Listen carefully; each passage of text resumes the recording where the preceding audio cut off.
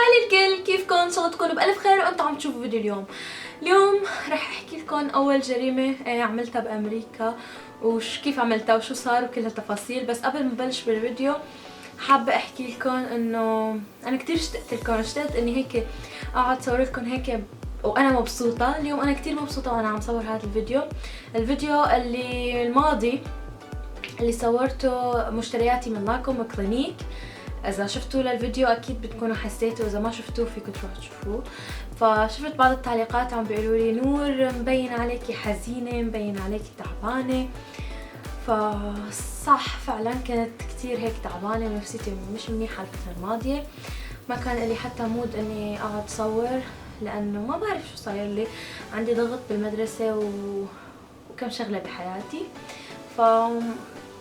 هذا اللي صار. فاخيرا رجعت هيك بمودي وبجناني وبكل شيء تبع شايفين هذا الجنان. طبعا حابه لكم روحوا اذا وقفوا الفيديو، روحوا جيبوا شيء تشربوه او شيء تاكلوه وشوفوا القصه، لانه هي قصه انا بصراحه مش من العالم اللي بتختصر، بحب اخليكم تعيشوا معي القصه، يعني تحسوا انه تعرفوا كل التفاصيل وهيك.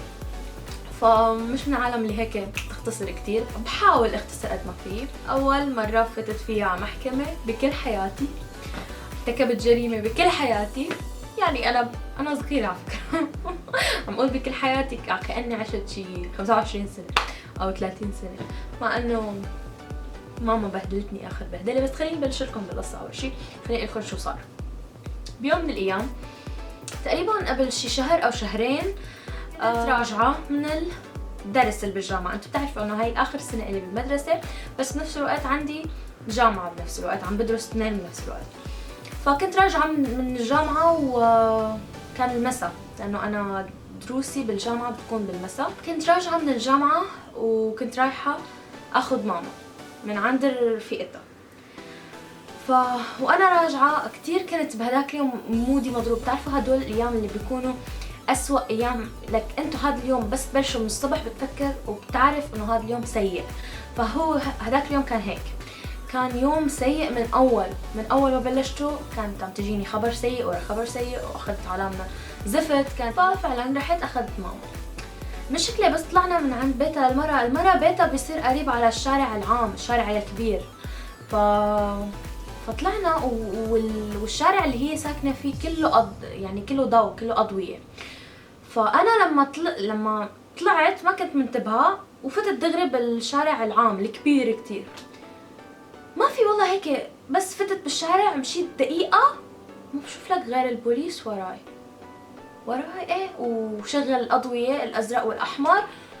عرفت انه الي هو لما بيمشي وراك اوكي، بس لما بيشغل الاضويه معناته عم بيقول لك وقف. فوقفت دغري، وقفت انا مثل العاقلة، مثل هيك الطفلة البريئة يعني. وقف هو اجا لعندي، اللي افتح الزجاج يعني نزلي، وانا عم حاول افتحه ونسيت فتحت اللي ورا، فتحت اللي هون وما عم بعرف كيف بدي افتحها قد ما ملبكة، اول مرة بحياتي بصير لي. فقال لي اعطيني وراء السيارة، حطيت وراء السيارة. اجا بيقول لي اعطيني تسجيل السيارة، ما لقيته. عم دور ما قلت له ما بعرف وينه، خليني ادور. حرام هو كتير طيب، يعني حسيت طيب شوي. هلا بعرف، هلا شوف شو عمل فيي. فاخذ الوراق وراح على لسيارته للبوليس هو، مشان يشوف اذا هي سيارتي مسروقه، اذا انا الاي دي يعني اسمي في عليه شيء بالدوله. ماما حرام، خافت بس اذا ما في تسجيل السياره حينزلنا بالشارع، حيتركنا بالشارع وحيدق يعني العالم تانية يجوا ياخذوا سيارتي ويروحوا، وانا رح ضل بنص الشارع بالليل. تخيلوا الموقف الغبي. دورت، نتفت الدنيا، نفشت الدنيا، ما خلت شيء مكان ما دورت فيه. لقيته لتسجيل السيارة. اجا اعطيته تسجيل السيارة، قال لي انت بتعرفي انا ليش وقفتك؟ قلت له لا ما بعرف ليش وقفتني. قال لي جد انت لهلا ما بتعرفي؟ قلت له لا. قال طلعي لقدام في شيء ناقص بسيارتك. قلت له شو؟ انا فكرت انه ضوء هذا يعني ضوء مكسور او شيء صاير هيك. قلت له ذا لايت، انه قلت له الضوء. قال لي ايه؟ قلت له ما بعرف انه مكسور. قال لي لا مش مكسور. قلت له شو؟ قال انتي مش مشغله الضوء بالليل، كيف بتسوقي بالليل بلا ضوء؟ سوري، وبلشت اعتذر اعتذارات ما إلى نهاية، اعتذارات انا اسفه بليز ما تعطيني تكت، الله يخليك. هي اول مرة بيوقفني البوليس. هو المفروض لما بيوقفك البوليس لاول مرة يعطيك فرصة، واذا مرة ثانية خلاص يعطيك مخالفة وضريبة يعني تدفعها ومحاكمة وهيك شغلات. فانا اول مرة كنت عم بعتذر منه كثير وبقول له بليز ما تعطيني تكت، يعني ما تعطيني مخالفة وهيك. ما فات شيء. قال لي لا. قال لي بتعرفي انت لما عم تسوقي بالليل بلا اضويه ما حدا فيه يشوفك، يعني ممكن سياره تيجي تضربك وانت ما حدا بيعرف. قلت له لا والله ما حاعملها بحياتي، ححط هيك يعني ورقه واكتب عليها انه لازم تشغل الضوء يا نور، حط منبه الارم على تليفوني بس مشان ما يعطيني تيكت كوز حيخرب بيتي. قال لي لا ما في. اعطاني تيكت. المهم ما بدي طول خليني اختصر لكم هون. اعطاني تيكت وانكسر قلبه علي هيك. فقال لي فيك تروحي على المحكمه مشان ما يروح نقاط من شهاده السواقه. شهاده السواقه فيها عدد من النقاط، فاذا راحوا نقطتين ولا نقطتين خلص ما بعود في يسوق يعني وكمان تامين السياره بيصير غالي كتير علي. فقال لي لحتى تروحي هدول النقطتين بتروحي على المحكمه والقاضيه هي اللي بتحدد يا اما بينشالوا منك يا اما ما بينشالوا. طبعا البهدله اللي اكلتها من ماما ما حكيت لكم. اوه ماي جاد، ما خلت كلمه، ما خلت تعرفوا الامهات اللي حلوين وطيبين و رفقاتي اجوا حكوا معها مشان هيك. قالت لي والله لسه ما صرت 18 واخذت تيكت واخذت مخالفه، بس تصيري 18 بدك تعملي شو اوه ماي جاد. بعد بفتره باسبوع رحت على المحكمه. بالمحكمه بتلاقوا كل العالم، كل المجرمين اللي بيقتل واللي يعني كله حد موجود بنفس المحكمة، بس كل واحد بيروح على قاعة خاصة بالشغلات اللي هو جاي مشانها، بس بتلاقوا مجرمين. فأنا أول مرة فوت على محكمة يعني ما بعرف وين الباب، ما بعرف كل شيء. فتت فتشوني، وقفت بدور وضليت بهذا الدور ساعتين. بالنهاية وصلت على الشباك، قالوا لي أنت بالشباك الغلط لازم تروحي توقفي هنا. وصلت لعند واحد على الشباك كمان هو بالشرطة يعني، فعطيته الهي قال لي يلا روحي على القاعة رقم هيك بالطابق ما بعرف شو. فت على قاعة المحكمة ولقيت العالم مليانة. المهم نادوا كل الأسماء. وصل لعند الدور، نادت القاضية نور. أنا هيك نادوا لي نور. لا يس. قالت لي انت جريمتك انك مشيتي بالشارع بالسرعه الفلانيه وبدون ما تشغلي الضوء بالليل، وكانت معك امك وكنتي مخاطره بحياه الانسان اللي معك وبحياتك، مستهتره بحياتك وحياته هالحكي. هل بتقري بجريمتك او ترفضي الجريمه وتقولي انه انا ما عملت هيك؟ قلت لها لا انا بقر بجريمتي، انا عملت هيك.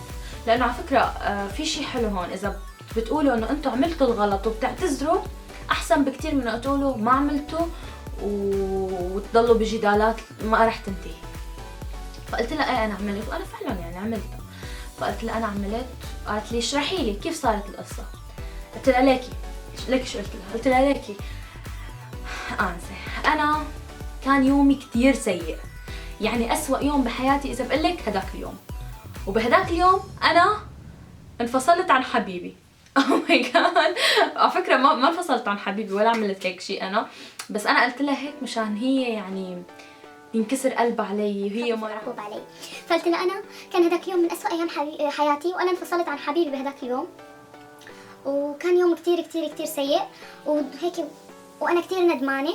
ومن اليوم ورايح حطيت هيك نوت صغيره على سيارتي مشان اتذكر شغل الضوء، وانا عن جد اخذت درس وهيك وبنبره ما بتعرفوا نبرتي. اذا بتشوفوها انت حتبكوا. فحرام هي هيك طلعت علي هيك قالت لي انا شو قلت خلاص خليها تعطيني ضريبه $200 $300 وخلاص، بس انه المهم النقط ينشالوا من. طلعت في هيك وحزينه هي قالت لي انا بقدر احس فيكي. شكلها هي منفصله عن حبيبها قبل فتره. قالت لي انا كثير حسيت فيكي وفهمت عليك، روحي. قصدك روحي؟ شو قصدك؟ قالت لي ما عندك شيء روحي. قلت لها والمخالفه؟ قالت لي راحت المخالفه، انمحت عن سجلك.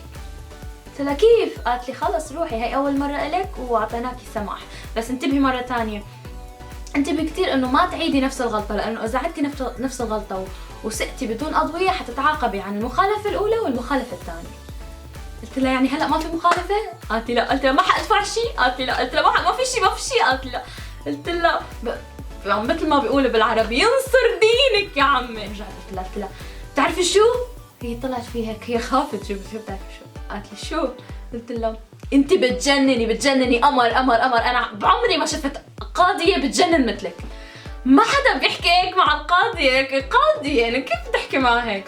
القاعة كلها فيها عالم، كلهم هيك صاروا يطلعوا علي وضحكوا انه كيف هيك. ما انا بعدني صغيرة يعني وفي اعمل اللي بدي اياه، بعدني ما صرت بالسن القانوني فبعدني في اتصرف بجنان لانه مش بالغة عندهم بالدولة بالقانون يعني. فقلت لها لك انت بتجنني انت قمر. انا ما شفت قاضية مثلك بتجنن.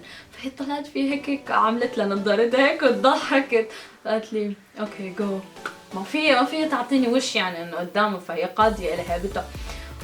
والقاعة صاروا يضحكوا وهيك ويحكوا. قلت فاخذت شنطتي وطلعت.